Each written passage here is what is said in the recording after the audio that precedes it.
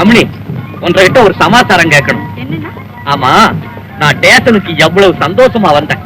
இப்ப என்ற மனசு எவ்வளவு கொதிச்சு போயிருக்கு தெரியுமா? என்ன விஷயம்னா? நீயே அந்த பண்ணையார் மகனோட ஒரே பொட்டியில வரலாமா? அவன் கூட பேசலாமா? அவனை பார்க்கலாமா? நீ என்னதான் அவன் நமக்கு மாம மகனா இருந்தாலும் நமக்கு விரோதி இல்ல. எனக்கு உள்ள மான மறுவாதியில உனக்கு பங்கு இல்ல. அண்ணா அண்ணா, விவரம் தெரியாம கோவிச்சுக்காதீங்க. உங்க தங்கச்சி அப்படியெல்லாம் நடக்கவே மாட்டா. நடந்த சங்கதியை கேளுங்க.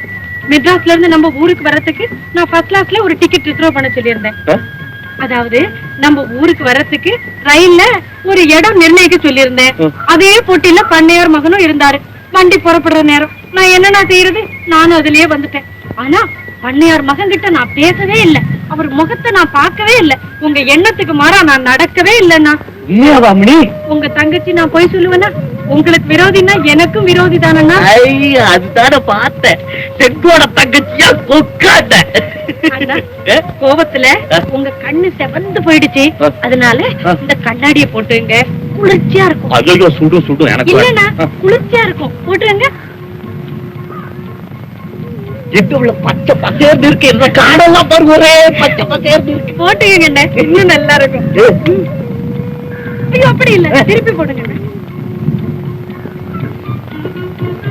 ஐயோ, குழு வருது. வேண்டாம் வேண்டாம்.